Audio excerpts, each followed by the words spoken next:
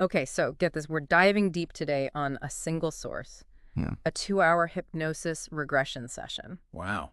Yeah. And our subject is Patricia, Okay. living in Sydney, Australia. Hi. And the hypnotherapist guiding her through this is Calogero Grifasi. Okay. Trust me, Patricia's experience is wild, I bet. one you won't want to miss. Well, let's hear it. So it's Yeah. remarkable how Patricia's journey starts with relatable concern, like low self-esteem, memory issues, and then takes us into this uncharted territory. Okay. She talks about feeling watched, Mm. seeing swirling gray dots, Wow. even strange noises while driving. Sure. It's almost like a build-up to something bigger. Like something's trying to break through. Yeah, wouldn't you say? For sure. So Patricia seeks help Okay. and ends up in this hypnosis session. Right. Calogero starts by easing her into a relaxed state, Mm-hmm. but initially she can't pinpoint a specific memory. Okay. That's when she suggests focusing on a time she felt touched while in bed. Interesting. And boom, Oh, wow. she's transported back to age 20. That's a clever technique. Mm. You know, Yeah, focusing on a physical sensation to kind of bypass, right. those conscious filters and Exactly. tap into those deeper memories. Yeah. So what happens?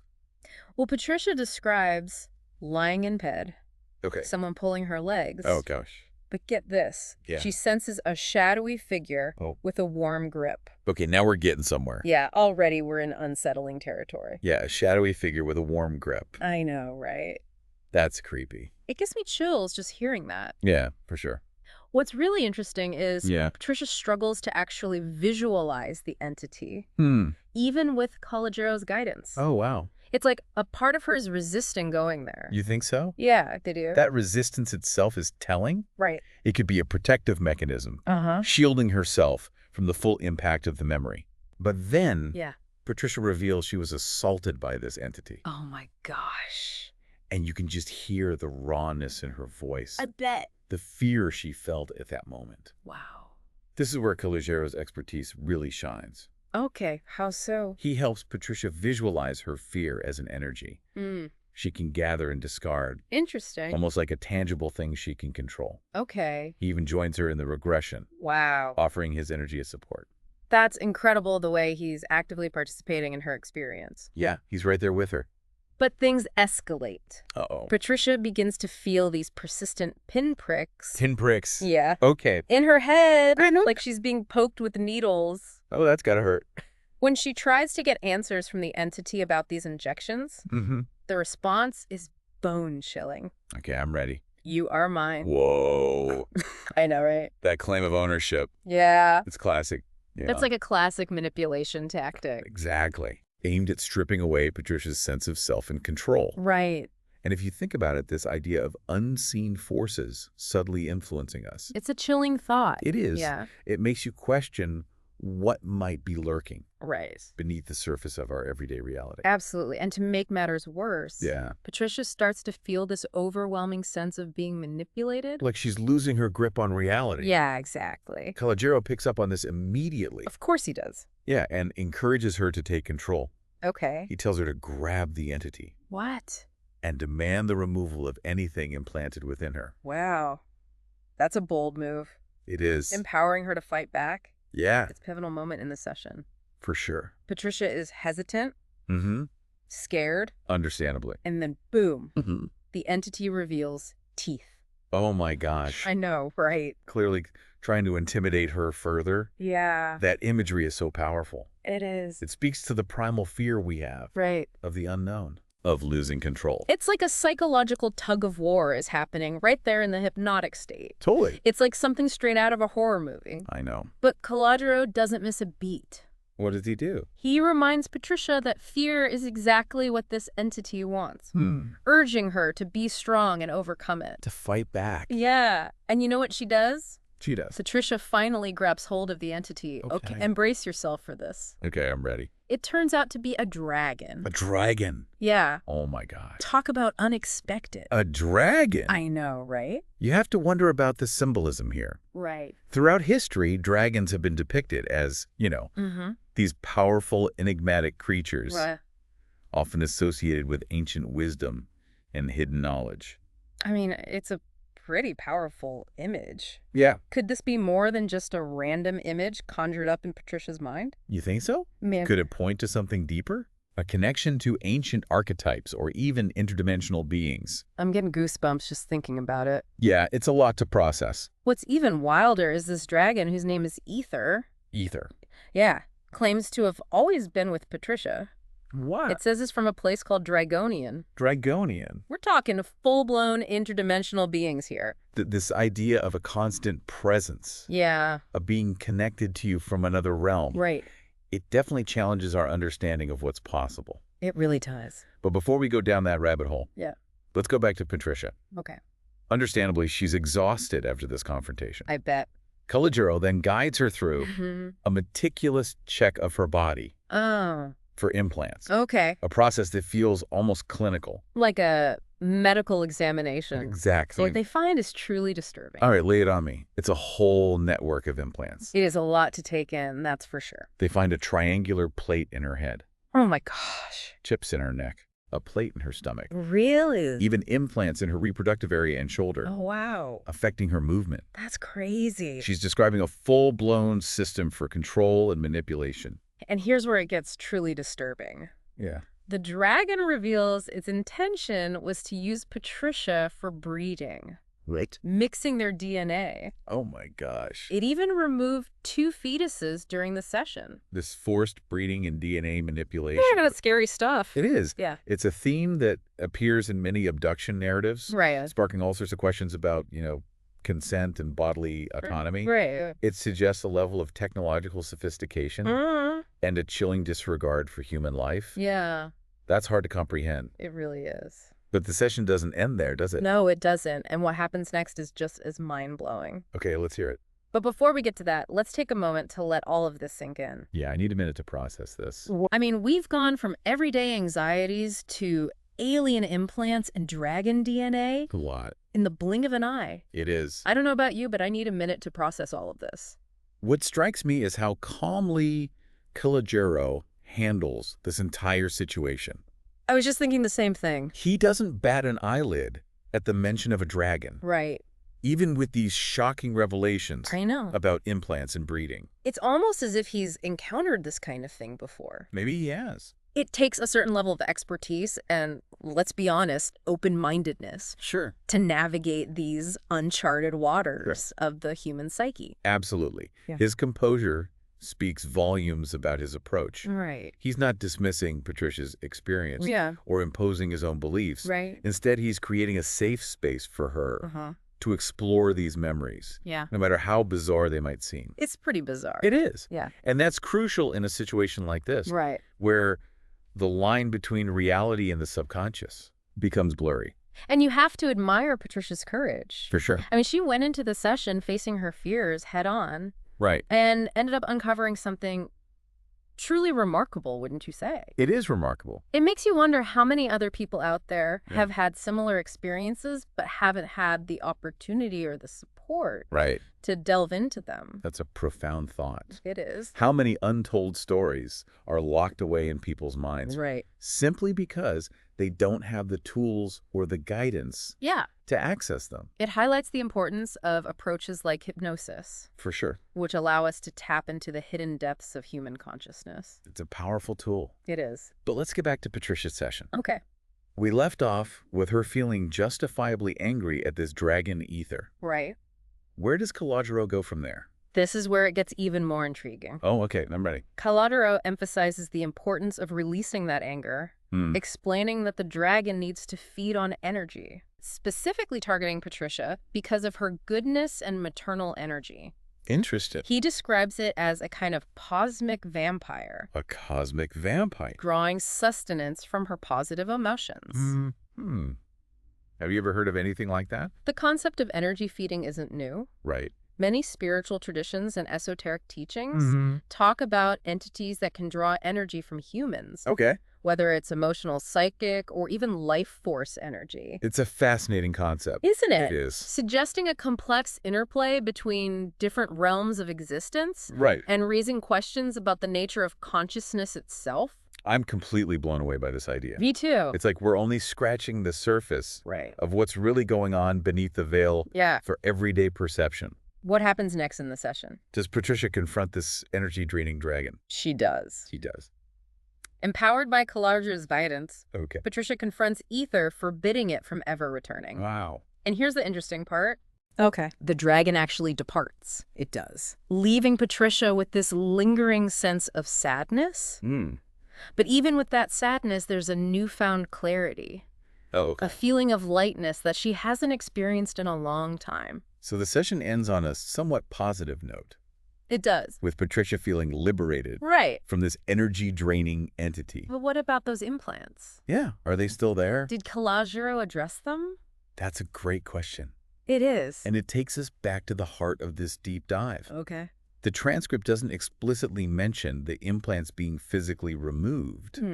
However, remember, we're dealing with the subconscious mind here, Right. a realm where symbolism and metaphor reign supreme. So you're suggesting that those implants might represent something deeper, I am. something beyond physical objects Exactly. embedded in Patricia's body? Think about it. Okay. The implants were described as tools Mm-hmm. for control and manipulation, Right. limiting Patricia's agency and autonomy. Yeah. What if they symbolize limiting beliefs, Interesting. negative thought patterns, Okay. or even past traumas that have been holding her back? That's a really interesting perspective. Isn't it? So by confronting the dragon and reclaiming her power, Patricia might have also symbolically broken free from these mental and emotional implants Exactly. that were hindering her growth. It's like she's undergone a profound inner transformation. That's a powerful way to look at it. It is. And it aligns with the therapeutic potential of hypnosis, Right. which allows us to access and reframe deeply ingrained beliefs and patterns that might be impacting our lives. It's like we're peeling back the layers of the onion, Right. revealing the complex interplay between our conscious and subconscious minds. This is getting pretty deep. It is. But I love how this deep dive is pushing us to think beyond the literal Yeah. and consider the symbolic meaning behind Patricia's experiences. Makes you wonder what other hidden truths are buried within our own subconscious minds. It really does. What if we all have these metaphorical implants holding us back from our full potential?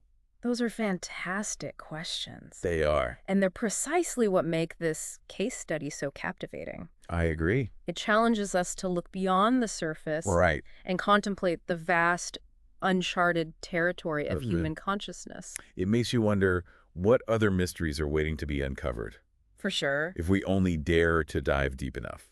It's like Patricia's journey is a reminder that we're all capable of profound transformation. We are. And that the answers we seek might be closer than we think, I like that. hidden within the labyrinth of our own minds. Yeah.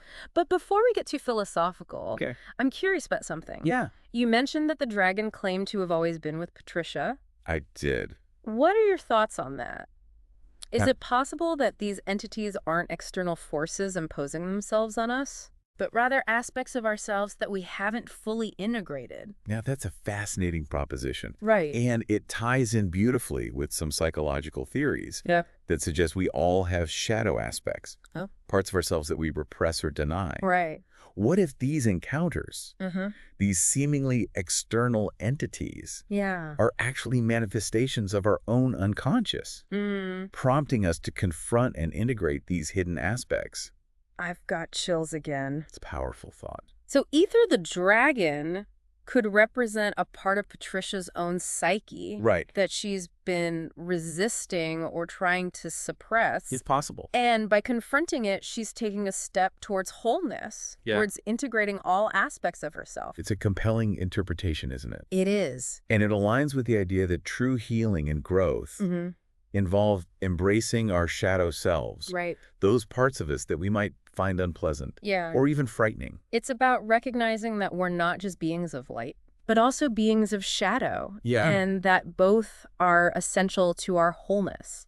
I like that. It's like this deep dive is taking us on a journey, not just into the depths of Patricia's subconscious, but also into the depths of our own psyches. Right. Challenging us to explore those hidden corners within ourselves that we might be afraid to face. For sure.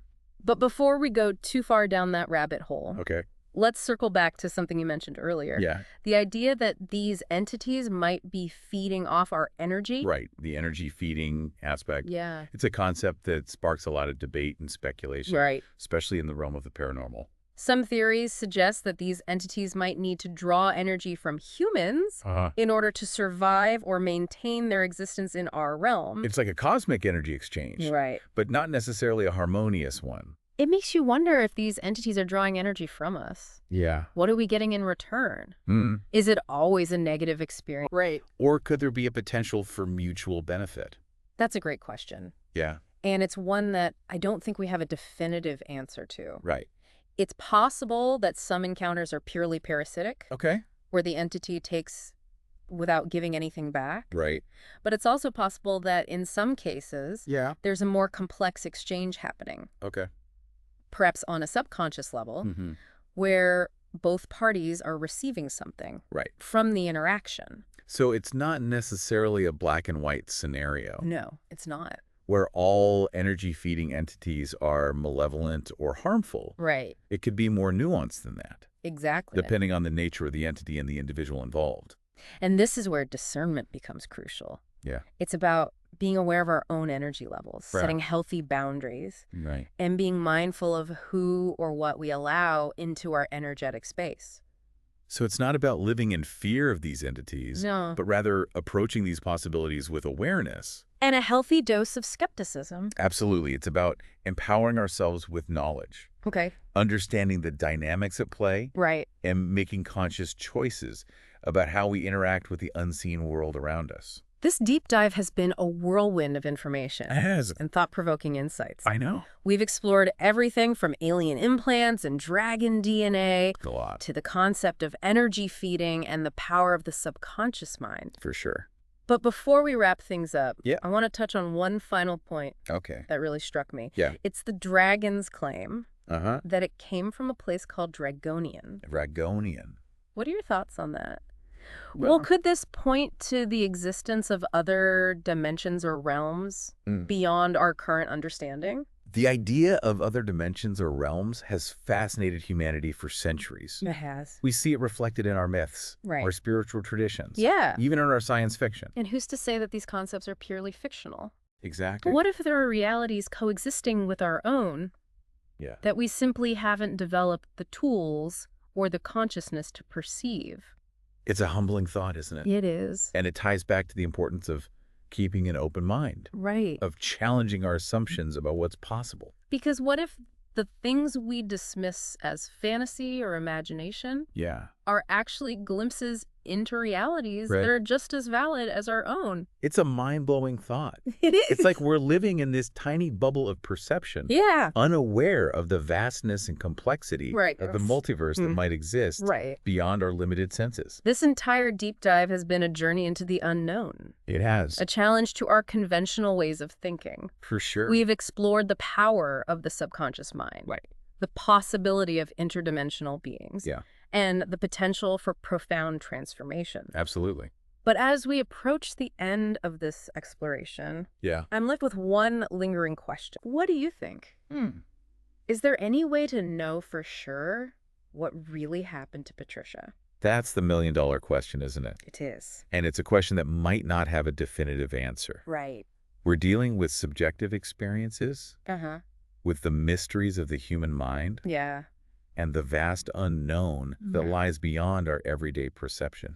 So it ultimately comes down to a matter of belief and interpretation. I think so. We can analyze the evidence, explore the possibilities, but in the end, it's up to each individual to decide what resonates with them. What feels true based on their own understanding of the world. Precisely, and that's the beauty of it. It is. It leaves us with a sense of wonder. A desire to explore further. And the freedom to create our own meaning from these extraordinary experiences. Well said.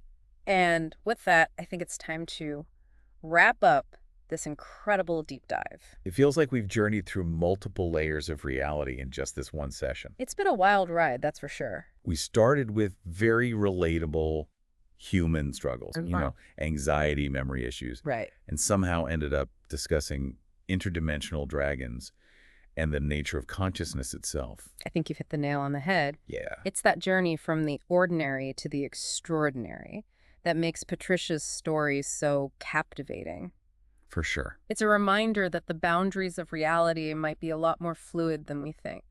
It makes you wonder if we all have these extraordinary experiences bubbling beneath the surface, waiting for the right moment, the right catalyst to emerge. And maybe that catalyst is something as simple as curiosity. Could be. A willingness to explore the unknown without judgment. You know, one thing that keeps coming back to me is Patricia's description of Eter as a dragon. Yeah. It's such a potent image. It is. And it makes me wonder about the connection between these ancient archetypes and our modern-day experiences. I think it's interesting, isn't it? Dragons have appeared in myths and legends across cultures for centuries, often associated with power, wisdom, and even a bridge between worlds. It's like these ancient stories are echoing through time. I think so. Finding new expression in these modern encounters. Yeah, what if they're not just stories? Right.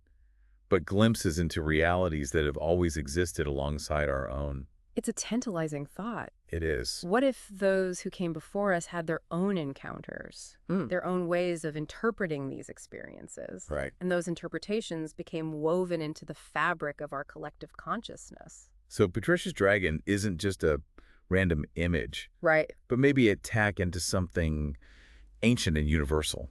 Yeah. A way of understanding experiences that defy our conventional categories. It speaks to the limitations of language. It does. How we struggle to find words for experiences that lie outside our normal frame of reference. We reach for familiar symbols. Right. Archetypes that resonate on a deep, instinctual level. You know, it makes me think about the whole idea of alien abduction narratives. We often hear about these encounters with beings that are described as reptilian or insectoid. Yeah. What if those descriptions are our way of trying to grapple with something that's fundamentally beyond our comprehension? That's a really interesting point. Maybe it's not about literal reptilian beings. Right. But rather about qualities or energies that we perceive as reptilian, primal, instinctual, maybe even threatening, in a way that bypasses our rational mind. So it's not about the literal form, but the underlying energy, the archetype that it evokes within us. And maybe that's the key to understanding these encounters. Okay. Looking beyond the surface details to the deeper meaning, the psychological and even spiritual implications. Absolutely. It's about recognizing that these experiences, even when they seem frightening or unsettling, can be opportunities for growth and transformation. That's a good point. Patricia's story is a perfect example. Yeah. She went into the section with a whole list of concerns. Yeah. And while the experience was intense, she came out of it feeling lighter, clearer, more empowered. It's like she faced her shadow self. Yeah. Integrated those hidden aspects and emerged stronger on the other side. And that's a powerful message for all of us, isn't it? It is. That even in the face of the unknown, the seemingly inexplicable, there's the potential for healing, for growth, for a deeper understanding of ourselves. Yeah. And the reality we inhabit.